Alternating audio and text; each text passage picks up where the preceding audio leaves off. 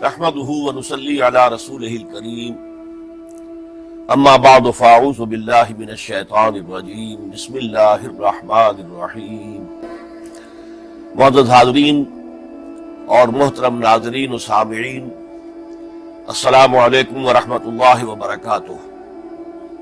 تو اللہ کے دین کو بالفعل قائم کرنے کے لیے، تاکہ نوع انسانی پر ایک ابدی حجت قائم ہو جائے کہ اللہ کا دین قابل عمل ہے، اسے قائم کیا جا سکتا ہے، اور یہ بہترین سماجی نظام ہے، پولیٹیکو سوشو اکنامک سسٹم اس سے بہتر آج تک چشم فلک نے نہیں دیکھا۔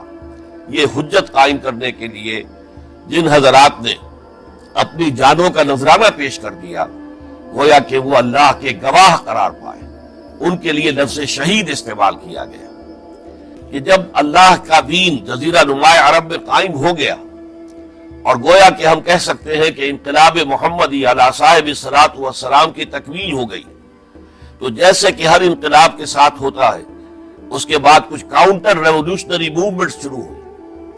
چنانچہ سب سے پہلے اندرون ملک عرب جھوٹے نبی کھڑے ہو گئے، نبوت کے جھوٹے دعوے دار، اور بہت سے لوگوں نے حکومت کو زکوٰۃ ادا کرنے سے انکار کر دیا، اور یہ فتنہ اتنا بڑا تھا کہ واقعہ یہ ہے کہ اگر اسے کرش نہ کر دیا جاتا تو انقلاب محمدی علی صاحب الصلاۃ والسلام اسی وقت ناکام ہو جاتا۔ یہ حضرت ابو بکر صدیق رضی اللہ تعالیٰ عنہ کے فضائل کا سب سے درخشاں باب ہے کہ انہوں نے اپنے عزم اور ہمت اور استقلال اور اللہ پر اعتماد، اللہ پر توکل اور بھروسے کے ساتھ ان دونوں فتنوں کو آئرن ہینڈ کے ساتھ کرش کر دیا، اور سال سوا سال ہی میں ان دونوں کاؤنٹر ریولوشنری موومنٹس کو ختم کر کے اس کے بعد انہوں نے جلد ہی اس نظام کا گویا کہ انچارج حضرت عمر رضی اللہ تعالیٰ عنہ کو بنا دیا کہ جو خلیفہ ثانی ہے۔ پھر ہم نے دیکھا کہ حضرت عمر کے زمانے میں رضی اللہ تعالیٰ عنہ توسیع کا جو عمل ہے، توسیع انقلاب محمدی کا عمل بڑی تیز رفتاری کے ساتھ جاری ہوا، فتوحات کا سیلاب آیا، ایران پوری سلطنت تہس نہس ہو کر رہ گئی، اس کے پرچے اڑ گئے، سلطنت روما اپنے تمام شمالی افریقی مقبوضات سے محروم، مغربی ایشیا سے اسے بے دخل کر دیا گیا، صرف وہ یورپ کے اندر محدود ہو کر رہ گئی۔ اب ظاہر بات ہے کہ اس کے خلاف بھی تو پھر رد عمل ہونا تھا، کاؤنٹر ریولوشنری موومنٹس اٹھنی تھی۔ تو سب سے پہلے حضرت عمر رضی اللہ تعالیٰ عنہ کی خلافت اور اس کے چراغ کو بجھانے کے لیے ایران کی طرف سے رد عمل ظاہر ہوا۔ ہرموزان جو ایک بڑا ان کا جرنیل تھا، اس کی سازش اور ابو لولو فیروز کے ذریعے سے حضرت عمر رضی اللہ تعالیٰ عنہ کو شہید کر دیا گیا۔ سمجھا یہ گیا تھا کہ یہ ساری عمارت شاید اسی شخصیت کی بل پر کھڑی ہے، لہذا جب میدان سے حضرت عمر ہٹ جائیں گے تو یہ خلافت کی پوری عمارت جو ہے وہ زمین بوس ہو جائے گی۔ لیکن معلوم ہوا یہ عمارت محمد کی بنائی ہوئی تھی صلی اللہ علیہ وسلم۔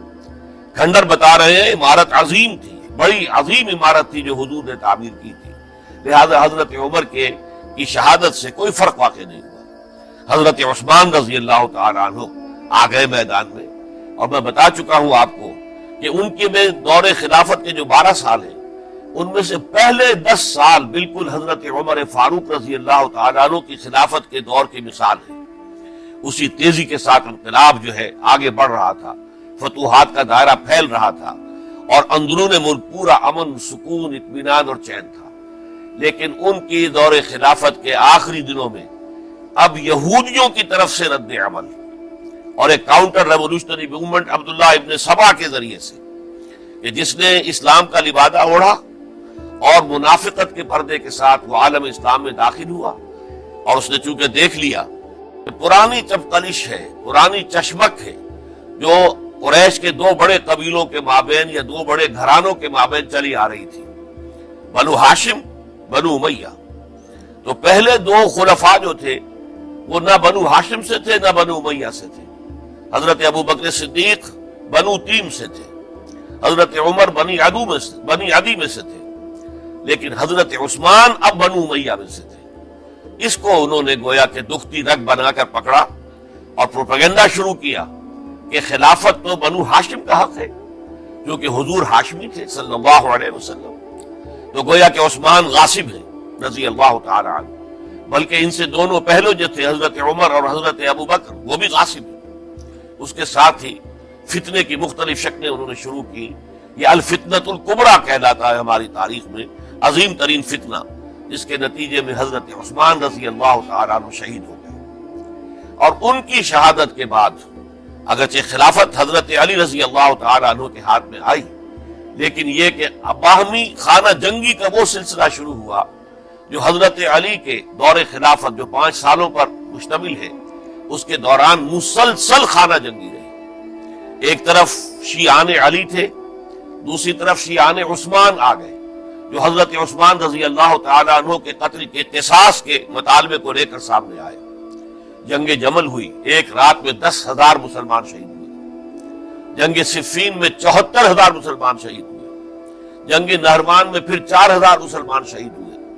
یہ شہادتیں جو چل رہی تھی، یہ کس لیے چل رہی تھی کہ جو بھی عمارت خلافت کی قائم ہوئی تھی، اب اسے قائم رکھا جائے، اغیار کی طرف سے جو سازشیں ہو رہی ہیں، جو حملے ہو رہے ہیں، اسے ختم کرنے کے لیے ان کا مقابلہ کیا جائے۔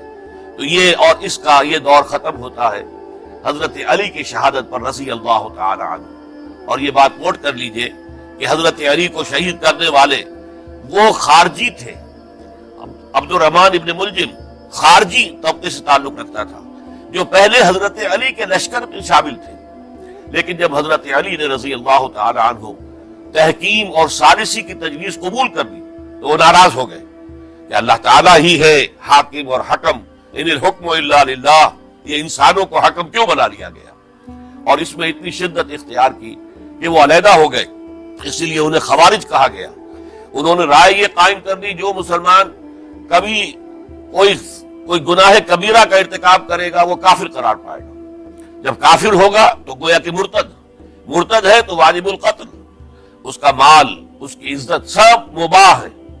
یہ ہمارا سب سے پہلا گمراہ ترین فرقہ تھا۔ انہی میں سے 3 افراد نے بیٹھ کر اسکیم بنائی کہ یہ 3 افراد ایسے ہیں کہ جن کو اگر میدان سے ہٹا دیا جائے تو شاید مسلمانوں کی باہمی خانہ جنگی ختم ہو جائے اور مسلمان پھر کسی ایک خلیفہ پر راضی ہو جائے۔ اور یہ تینوں کافر ہیں، معاذ اللہ ثم معاذ اللہ۔ حضرت علی کافر ہیں، ان کو قتل کرنے کی ذمہ داری عبد الرحمن ابن ملجم نے لی۔ حضرت معاویہ قاتل ہیں، ان کے لیے کسی اور کو اسائن کیا گیا۔ عمرو بن العاص قاسم ہیں، ان کے لیے کسی اور کو اسائنمنٹ دی گئی۔ ہوا یہ کہ حضرت عمرو بن العاص وہ تو اس روز فجر کی نماز میں آئے نہیں، ان کی جگہ جو امام تھا وہ شہید کر دیا گیا۔ حضرت معاویہ رضی اللہ تعالی عنہ ان پر وار اوچھا پڑا، زخمی تو ہوئے لیکن یہ کہ پھر تندرست ہو گئے۔ حضرت علی رضی اللہ تعالی عنہ پر بہت کاری وار ہوا اور حضرت علی رضی اللہ تعالی عنہ کی شہادت سن 35 ہجری میں ہو گئی۔ یہ جو خلافت راشدہ کا اختتام یا تو سن 35 ہجری میں حضرت علی کی شہادت سے سمجھا جائے گا، یا میری ذاتی رائے ہے کہ نہیں، اس میں حضرت حسن کا دور خلافت بھی شامل ہونا چاہیے۔ حضرت حسن کو کسی نے نامزد نہیں کیا تھا، نہ انہوں نے اپنی امیدواری کے ساتھ اپنی طاقت کے بل پر خلافت حاصل کی تھی، بلکہ حضرت علی سے جب یہ کہا گیا تھا کہ کیا ہم آپ کے بیٹے حسن کے ہاتھ پر بیعت کر لیں، تو انہوں نے فرمایا تھا کہ میں نہ تمہیں روکتا ہوں نہ حکم دیتا ہوں، یہ تمہارا معاملہ ہے، تم جسے مناسب سمجھو اس کے ہاتھ پر بیعت کر لو۔ حضرت حسن رضی اللہ تعالیٰ عنہ نے جن کے ہاتھ پر جو بیعت ہوئی، اب معاملہ یہ ہو گیا کہ امیر معاویہ رضی اللہ تعالیٰ عنہ وہ ایک لشکر لے کر شام سے چلے۔ حضرت حسن 50,000 آدمیوں کے ساتھ ادھر سے نکلے، لیکن یہ ہے کہ انہیں محسوس ہو گیا تھا کہ میرے ساتھیوں میں ایسا فسادی عنصر بھی موجود ہے جو عبداللہ ابن سبا کے ساتھیوں میں سے، کہ وہ کسی اچھے کام کو پسند نہیں کرتا، لہذا انہوں نے پھر صلح کی پیشکش کی۔ حضرت معاویہ کو پیغام بھیجا کہ میں مصالحت چاہتا ہوں، بتائیے شرائط کیا ہے۔ حضرت معاویہ نے بلینک پیپر بھیج دیا، سادہ کاغذ، کہ آپ جو شرائط چاہیں اس پر لکھ دیں، وہ مجھے قبول ہو۔ حضرت حسن نے رضی اللہ تعالیٰ عنہ شرائط لکھ دی، حضرت معاویہ نے قبول کر لی، تو حضرت حسن دستبردار ہو گئے خلافت کے دعوے سے، اور اس کے بعد پھر حضرت امیر معاویہ کی خلافت کی بیعت کی گئی۔ اس سے پہلے انہوں نے خلافت کی بیعت نہیں لی تھی۔ یہ ہے سن 41 ہجری، اور اسے عام الجماع کہا جاتا ہے، یعنی یہ اختتام ہے مسلمانوں کی خانہ جنگی کے دور کا۔ پھر جمعیت ایک ہو گئی، پھر عالم اسلام متحد ہو گیا۔ حضرت ابوبکر صدیق رضی اللہ تعالیٰ عنہ سقیفہ بنی سعدہ کے اندر مشورے کے بعد ان کو منتخب کیا گیا اور ان کے ہاتھ پر بیعت ہوئی۔ حضرت عمر رضی اللہ تعالیٰ عنہ کو حضرت ابوبکر نے مسلمانوں سے مشورہ کر کے پھر نامزد کیا۔ حضرت عثمان کے لیے حضرت عمر رضی اللہ تعالیٰ عنہ نے اپنے جانشین کے لیے 6 افراد پر مشتمل کمیٹی بنا دی، جو بڑے سے بڑے جو اصحاب جو جن کے بارے میں کہا گیا ہے کہ جن کو دنیا ہی میں بشارت دے دی گئی تھی، جو عشرہ مبشرہ میں سے جو باقی تھے، ان کے اوپر مشتمل کمیٹی بنا دی کہ آپ لوگ طے کر لیں اور اپنے سے کسی ایک پر جمع ہو جائیں۔ اس اعتبار سے حضرت علی کے ہاتھ پر بھی جو بیعت ہوئی ہے تو وہ اہل مدینہ کے دباؤ پر ہوئی ہے، ان کے مطالبے پر ہوئی ہے۔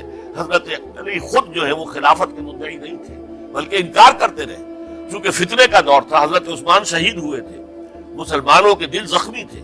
اس حالت میں وہ سمجھتے تھے کہ اگر میں یہ خلافت جو ہے اپنے ہاتھ میں لے لوں گا تو ہو سکتا ہے کہ اس کا حق ادا نہ کر سکوں، لیکن یہ کہ جب انہوں نے دیکھا کوئی اور بھی تیار نہیں، طلحہ بھی تیار نہیں، زبیر بھی تیار نہیں، تو آخر مسلمانوں کو بغیر امارت کے چھوڑا تو نہیں جا سکتا، تو حضرت علی نے وہ قبول کر لی۔ جب 10 برس گزر گئے حضرت معاویہ کے دور حکومت کو، اب میں یہاں لفظ خلافت کی بجائے دور حکومت استعمال کر رہا ہوں، کیونکہ خلافت راشدہ سے ذرا اس کا فرق واضح ہو جائے۔ تو اس وقت ایک اور صحابی، جلیل القدر صحابی مغیرہ ابن شعبہ رضی اللہ تعالیٰ عنہ، وہ حضرت معاویہ کے پاس آئے اور انہوں نے یہ کہا کہ دیکھیے، اگر آپ نے اپنے بعد اپنا جانشین نامزد نہ کیا تو ہو سکتا ہے پھر فسادات پیدا ہو جائیں، پھر مختلف لوگ خلافت کا دعویٰ لے کر کھڑے ہو جائیں، پھر خانہ جنگی ہو جائے۔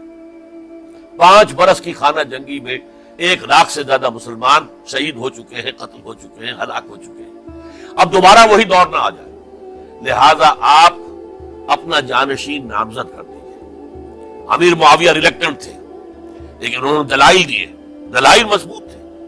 انہوں نے کہا کہ اب کبار صحابہ دنیا سے رخصت ہو چکے ہیں، وہ جماعت کہ جن کی تربیت اور تزکیہ، جن کی تعلیم حضور نے خود کی تھی اور ان کو اندر سے پاک کر دیا تھا، ان کی نیتیں بالکل پاک ہو چکی تھی، کوئی نفسانیت ان میں نہیں رہی تھی، وہ جماعت تو اکثر و بیشتر اب ختم ہو چکی، فوت پا چکے، وفات ہو چکی۔ لہذا اب جو ہے اکثر و بیشتر نو مسلم ہیں، جو بعد کے فتوحات کے ذریعے سے اسلام لائے ہیں، لہذا ان کے اندر نہ وہ پختگی ہے، نہ ان کے اندر وہ تقویٰ ہے، نہ تدین ہے، نہ اصول پرستی ہے۔ اسلام کی پوری تعلیمات جو ہے وہ ان کے وجود کے اندر، ان کے شعور کے اندر گہری اتری ہوئی نہیں ہے۔ لہذا اب صورتحال وہ نہیں رہ سکے گی جو حضرت ابوبکر یا حضرت عمر یا حضرت عثمان یا حضرت علی کے زمانے میں تھی، لہذا آپ نامزد کیجیے۔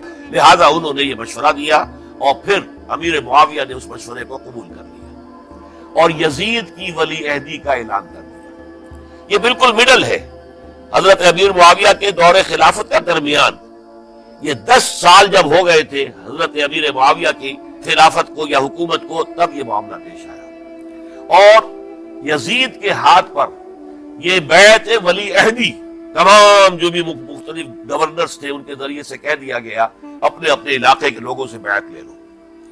یہ بیعت عام طور پر لوگوں نے کر لی، البتہ 5 شخصیتیں جو بہت نمایاں تھیں انہوں نے اس بیعت سے انکار کیا۔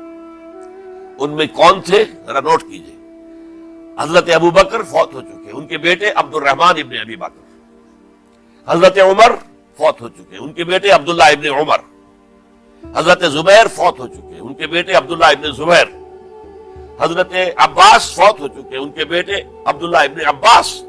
حضرت علی شہید ہو چکے، ان کے بیٹے حسین ابن علی رضی اللہ تعالی عنہ اجمعین۔ یہ 5 جو امت کے بہت بڑے 5 افراد کے گویا کے وہ چشم و چراغ تھے ان گھرانوں کے، انہوں نے انکار کیا۔ اور ان میں خاص طور پر عبد الرحمن ابن ابی بکر نے یہ جملہ کہا کہ تم چاہتے ہو کہ قیصر و کسریٰ کی سنت پر عمل کرو، کہ باپ کے بعد بیٹا حاکم بن جائے۔ یعنی ایک قدم تو خلافت کا نظام پہلے ہی نیچے اتر چکا۔ مشاورت سے تو حضرت امیر معاویہ کا بھی جو نسب ہوا ہے وہ مشاورت سے نہیں ہوا۔ ایک درجے میں وہ جو اللہ تعالیٰ کے رسول نے عمارت بنائی تھی شاندار، اس خلافت کا جو سیاسی نظام تھا، اس میں ایک تو کڑی آ چکی زوال کی کہ ایک شخص نے طاقت کے ذریعے سے خلافت حاصل کر لی۔ اب اس کی اگلی کڑی لانا چاہتے ہو کہ قیصر و کسریٰ کے طریقے سے خاندان کے اندر، ایک قبیلے کے اندر یہ خلافت جو ہے یا حکومت جو ہے نسل بعد نسل، باپ کے بعد بیٹا اور بیٹے کے بعد پوتا، اس کو ہم کبھی گوارا نہیں کریں گے۔ حضرت امیر معاویہ بہت دانشمند انسان تھے، انہوں نے ان پانچوں حضرات پر کوئی تشدد نہیں کیا، کوئی جبر نہیں کیا، بلکہ رہنے دیا، ٹھیک ہے یہ بیعت نہیں کر رہے، ابھی تو بیعت ولی عہدی ہے، کوئی حرج نہیں، لہذا کوئی جھگڑا، کوئی اس وجہ سے کوئی فساد، اس بنا پر کوئی جنگ نہیں ہوئی۔ 10 سال گزر گئے، یعنی 10 سال تک یزید ولی عہد رہا ہے، 10 سال تک، اور اس سوائے ان 5 بڑی شخصیتوں کے جو پوری امت تھی، عوام الناس تھے، ان سب نے اسے قبول کیا۔ یہ صورتحال اب جب پیدا ہوئی جب حضرت امیر معاویہ کا انتقال ہو گیا، یہ سن 60 ہجری ہے، اب سوال پیدا ہوا کہ وہ ولی عہدی کی بیعت اب بیعت خلافت میں منتقل ہو جائے گی۔ لہذا پھر یہ ہوا کہ سب لوگوں سے، سب گورنروں کو لکھ دیا گیا تمام صوبوں کے اندر کہ اپنے اپنے لوگوں سے بیعت لے لو۔ ظاہر بات ہے کہ وہاں کوئی ریفرنڈم نہیں ہوتا تھا، کوئی ووٹ نہیں ہوتے تھے کہ اس کی پرچیاں ڈالی جا رہی ہوں، ایک شخص سے رائے لینا نہیں ہوتی تھی، بلکہ اس وقت کی جمہوریت یہ تھی اور شورائیت یہ تھی کہ ڈیفرنٹ کلینز ہیں، ڈیفرنٹ فیملیز ہیں، ڈیفرنٹ ٹرائبز ہیں، ان کے سردار، ان کے بڑے لوگ، ان کے اہم لوگ بیعت کر لیں تو گویا کہ سب کی بیعت ہو گئی۔ اب وہ جو 5 آدمی تھے ان میں سے ایک فوت ہو چکے تھے، حضرت عبد الرحمن ابن ابی بکر رضی اللہ تعالی عنہما، دونوں فوت ہو گئے، لیکن باقی 4 رہ گئے۔ ان 4 کو نوٹ کیجئے، اور یہ بڑا سینسٹیو ایشو ہے جس پر میں اب گفتگو کر رہا ہوں۔ ان 4 میں کون ہیں؟ عبداللہ ابن عباس، عمر میں سب سے بڑے وہ ہیں، اور ان کی شان یہ ہے کہ انہیں حبر الامہ کہا گیا ہے، امت کے سب سے بڑے عالم، اور قرآن مجید کے وہ سب سے پہلے مفسر ہیں۔ اصل جو جتنی بھی تفسیری روایات ہمیں ملتی ہیں حضرت عبداللہ ابن عباس کے شاگردوں سے، تابعین سے، لہذا ان کا بہت اونچا مقام ہے۔ حضرت عبداللہ ابن عمر، ان کا مقام بھی آپ کو معلوم ہے، حدیثوں کی کتنی بڑی تعداد ہے جو عبداللہ ابن عمر سے مروی ہے، اور اس کو سلسلۃ الذہب کی پہلی کڑی کہا جاتا ہے۔ روایت حدیث میں جو سنہری زنجیر ہے اس کا آغاز حضرت عبداللہ ابن عمر ہے۔ ایک طرف یہ دونوں ہو گئے، ان دونوں کی رائے کیا ہوئی؟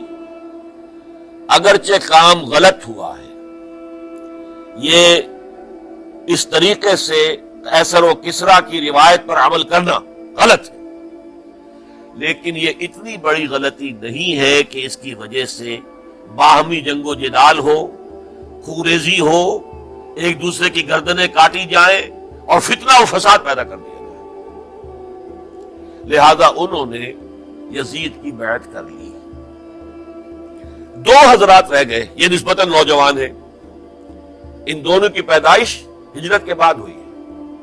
ہجرت کے بعد پہلا بچہ جو مہاجرین میں پیدا ہوا ہے وہ عبداللہ ابن زبیر ہے، بلکہ کچھ عرصے تک مہاجرین میں جب کوئی پیدائش نہیں ہوئی تو وہ مکے مدینے کے منافقین نے کہنا شروع کر دیا تھا کہ یہ یہاں کے کمزور ہو گئے، نامرد ہو گئے، ان کی اولاد اب چلے گی نہیں۔ تو عبداللہ ابن زبیر جب پیدا ہوئے، اور آپ کو معلوم ہونا چاہیے وہ حضرت ابو بکر صدیق کے نواسے ہیں، حضرت عائشہ صدیقہ کے ہمشیرہ حضرت اسماء کے بیٹے ہیں عبداللہ ابن زبیر، اور زبیر بہت شجاع، بہت ہی بہادر انسان تھے۔ تو عبداللہ ابن زبیر کے اندر بھی وہی کیفیات تھی۔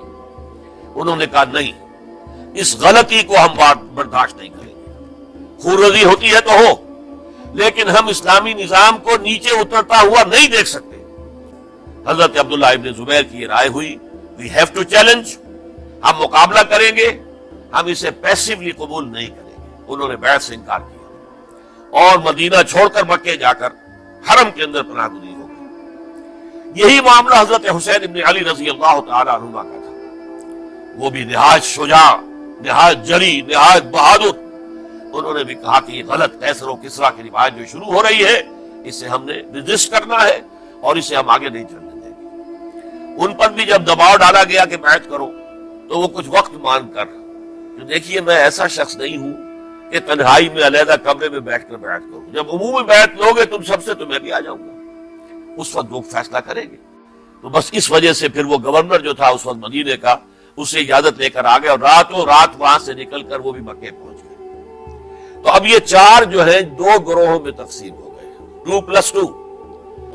حضرت عبداللہ ابن زبیر کی رائے یہ تھی کہ یہ مکہ ہے، یہ اللہ کا گھر ہے، یہ حرم ہے، اور یہاں کے لوگ بہت سے برے اثرات سے ابھی تک بچے ہوئے ہیں، پاک ہیں، لہذا ہمیں یہاں رہنا چاہیے۔ اس کو مرکز بنا کر ظاہر بات ہے اسی مکے سے محمد رسول اللہ صلی اللہ علیہ وسلم نے دعوت شروع کی تھی، وہیں سے وہ پھیل کر جو ہے ایک عظیم انقلاب کی شکل اس نے اختیار کی تھی، ایک عظیم مملکت جو ہے حضور چھوڑ کر گئے تھے۔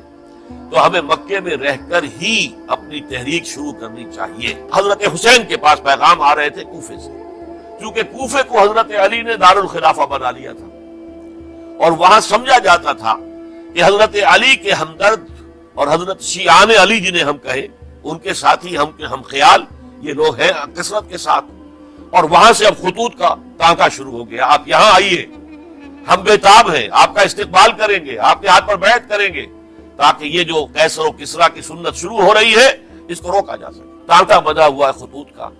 تو حضرت حسین رضی اللہ تعالیٰ عنہ نے فیصلہ کر لیا کہ میں کوفے جاؤں گا۔ حضرت زبیر روکتے رہ گئے کہ نہیں، کوفیوں پر اعتماد نہ کیجیے، یہ زبانی کلامی ساتھ دیتے ہیں، جب ڈنڈا چلتا ہے تو پھر یہ ہٹ جاتے ہیں میدان سے، ان پر اعتماد نہ کریں آپ، لہذا یہی مکے میں رہیے اور ہم دونوں مل کر ایک بڑی طاقت بن جائیں گے، اور یہ مکہ جو ہے ہمارے لیے حصار ہے، یہ ہمارے لیے پناہ گاہ ہے، یہاں سے اس دعوت کا آغاز کیا جائے۔ اب یہ افسوس ہے، اسے اللہ کی مشیت سمجھا جائے، اللہ کی مرضی ہے، جو کچھ ہوتا ہے وہ تو باذن رب ہوتا ہے، اللہ اپنی مصلحتوں سے ہم سے زیادہ واقف ہے، ہم تو نہیں سمجھ سکتے۔ حضرت حسین نے فیصلہ کیا اور ڈٹ گئے اس فیصلے میں کہ میں کوفے جاؤں گا۔ اب یہ بھی بات قرآن مجید میں آیا ہے، حضور سے خطاب کر کے فرمایا گیا فَإِذَا عَزَمْتَ فَتَوَكَّلْ عَلَى اللَّهِ، جب ایک مرتبہ آپ ایک ارادہ کر لیں تو پھر اللہ پر توکل کیجیے، پھر یہ نہیں کہ کبھی آگے کبھی پیچھے جاؤں یا نہ جاؤں، یہ نہیں، یہ تردد یہ نہیں، بلکہ یہ کہ فیصلہ کر کے ڈٹ جائیے، اس لیے کہ جو بھی نتیجہ ہے وہ تو اللہ کے ہاتھ میں ہے، لہذا اللہ پر توکل کیجیے۔ فَإِذَا عَزَمْتَ فَتَوَكَّلْ عَلَى اللَّهِ، لہذا سب نے سمجھایا حضرت حسین کو کہ آپ کوفے نہ جائیں۔ سمجھانے والوں میں حضرت عمر بھی تھے رضی اللہ، حضرت عبداللہ ابن عمر بھی تھے رضی اللہ تعالی عنہ، اگرچہ کوئی قرابت داری جو ہے قریبی نہیں تھی، لیکن بہرحال امت کی ایک شخصیت، عظیم شخصیت تھے۔ سمجھانے میں سب سے زیادہ زور صرف کیا ہے حضرت عبداللہ ابن عباس نے رضی اللہ تعالی عنہ۔ اور حضرت عبداللہ ابن عباس کون ہے؟ ایک رشتے سے حضرت حسین کے چچا ہیں، ایک رشتے سے حضرت حسین کے نانا ہیں۔ کیوں؟ حضرت علی اور حضرت عبداللہ ابن عباس چچا زاد بھائی ہیں، عباس کے بیٹے، ابو طالب کے بیٹے، عباس اور ابو طالب بھائی ہیں، تو یہ فرسٹ کزن تھے حضرت علی اور عبداللہ ابن عباس رضی اللہ تعالی عنہ۔ لیکن حضرت حسین اب اللہ کی طرف سے ان کے دل میں ایک ارادہ پختہ ہو چکا تھا، اور انہوں نے حضرت مسلم بن عقیل کو بھیجا تھا کہ جاؤ میری طرف سے کوفے والوں سے بیعت لے اور پھر مجھے اطلاع دو۔ وہ گئے، وہاں 12,000 افراد نے بیعت کر لی۔ اب ان کا خط آ گیا کہ یہاں تو فضا بالکل ہموار ہے، اتنے لوگوں نے بیعت کی ہے، باقی بھی جیسے ہی آپ سامنے آ جائیں گے سب بیعت کر لیں گے، لہذا یہاں پر کوئی ریزسٹنس کے لیے گویا کہ ہمارے پاس طاقت اس کوفے کے اندر بہت مضبوط طاقت ہوگی کہ ہم یزید کی حکومت کے خلاف ریزسٹ کر سکیں۔ اس کے بعد ہوا کیا؟ یزید نے عبید اللہ ابن زیاد کو گورنر بنا کر بھیج دیا۔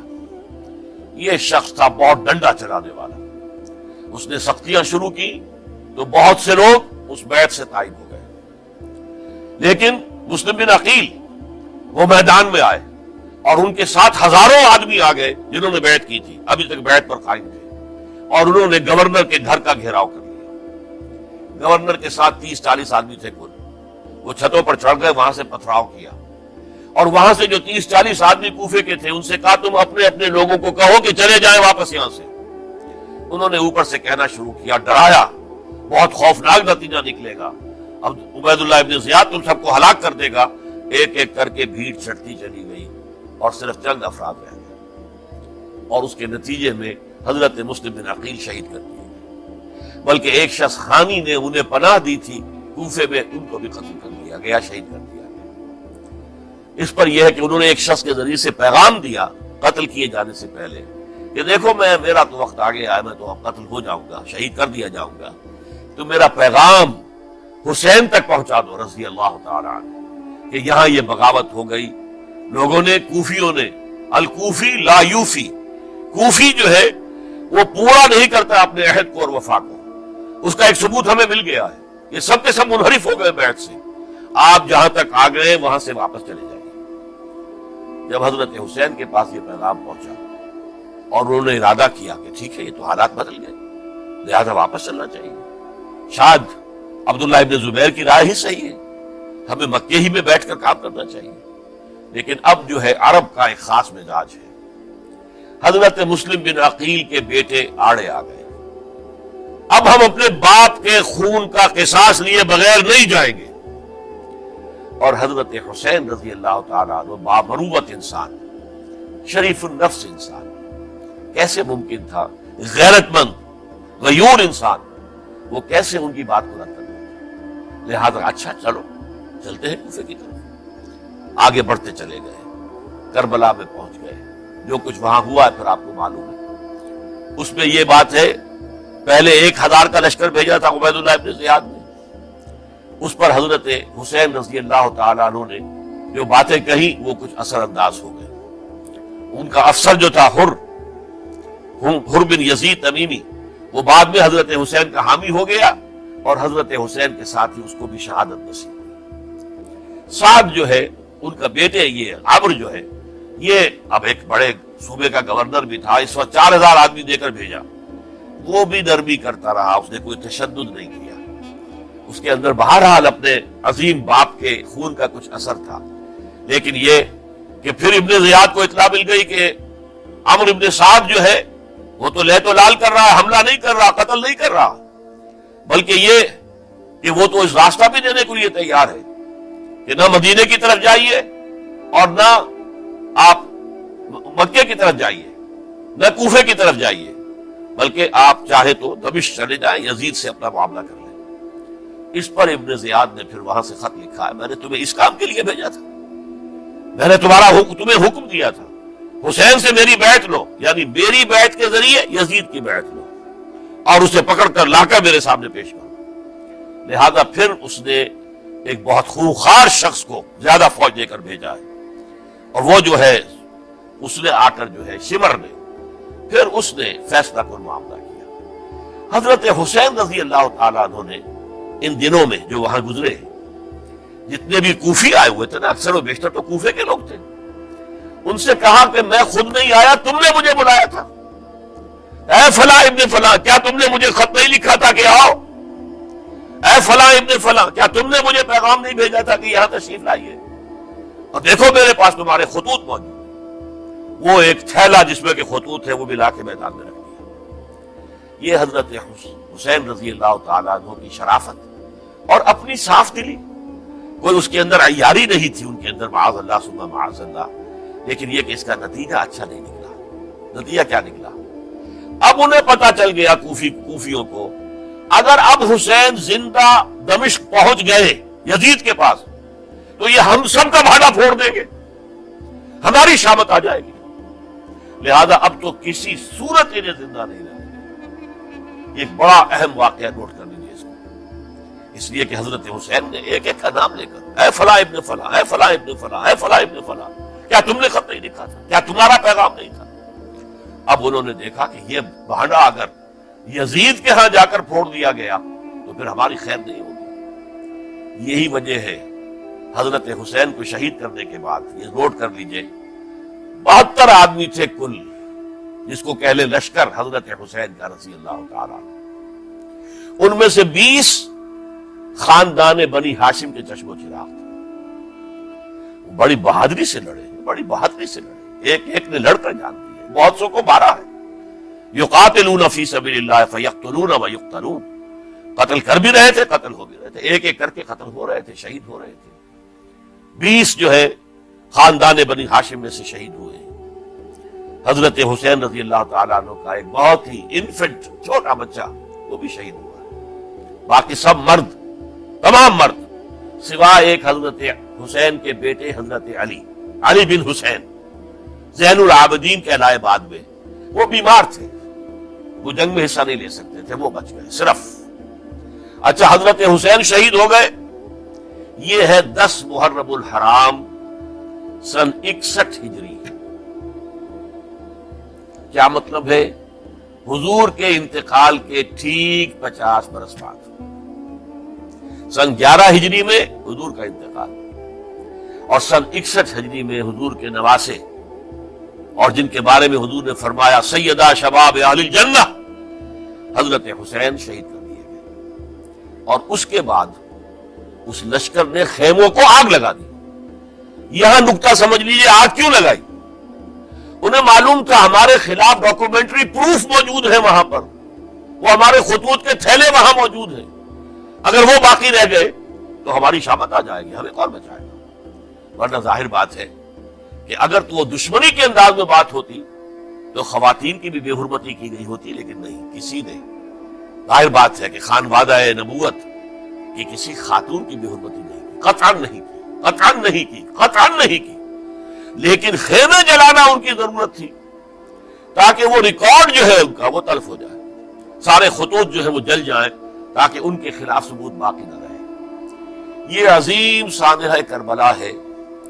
اب چونکہ یہ ہماری تاریخ کے ان واقعات میں سے ہے جس پر بہت کچھ اختلافات ہیں، مختلف گروہوں کی تعبیرات بہت مختلف ہیں، اور پھر یہ وہ شخص ہے جو حضور کی گود میں کھیلا ہے، یہ وہ ہے جو حضور کے شانوں کے اوپر جس نے سواری کی ہے۔ حضرت حسین کو وہ عظیم شہادت اللہ نے دینی تھی، وہ اونچا مقام عطا کرنا تھا، اور پھر ان کی عظیمت، ان کا صبر، ان کا ثبات، ان کا استقلال، معلوم ہوا کہ اللہ تعالیٰ نے انسانوں کے اندر کتنی کچھ طاقت رکھی ہوئی ہے اور کتنی کچھ صلاحیتیں اللہ نے ودیعت کی ہے۔ وہ جس طرح ڈٹے رہے، کھڑے رہے، واقعہ یہ ہے کہ وہ بھی نوع انسانی کے لیے ہمیشہ کے لیے ایک سبق ہے، اور وہ سبق یہ ہے کہ آپ حق، جو بھی آپ حق سمجھے، اس حق کے اوپر ڈٹ کر کھڑے ہو جائیں، اور اس میں پرواہ نہ کیجیے کہ آپ کی نفری کم ہے یا آپ کے ساتھ تعداد زیادہ، کوئی خیال نہ کیجیے، اس کے فکر نہ کیجیے کہ حالات ادھر ہیں یا ادھر ہیں، حالات سازگار آپ کے دشمن کے ساتھ ہیں یا آپ کے ساتھ ہیں، کوئی فکر نہ کیجیے۔ حق ہے، اس کا ساتھ دینا لازم ہے، اس کے لیے جان دے دینا یہ سب سے بڑی کامیابی ہے۔ میرے اور آپ کے لیے سبق یہ ہے، صرف حضرت حسین کا کوئی دن منا لینا یہ نہیں، ٹھیک ہے، یاد تازہ کیجیے، بہت اچھی بات ہے، لیکن اس کا نتیجہ یہ نکلنا چاہیے کہ اگر حضرت حسین نے اپنی ہی نہیں، اپنے خاندان کی، اپنے اعزاء و اقربا کی، اپنے ساتھیوں کی جانوں کی قربانی پیش کر دی حق کے لیے، تو ہمیں بھی فیصلہ اور سبق یہ لینا چاہیے کہ ہمیں حق کا ساتھ دینا ہے، ہر شے بعد چاہے اس کے نتائج کچھ بھی نہیں۔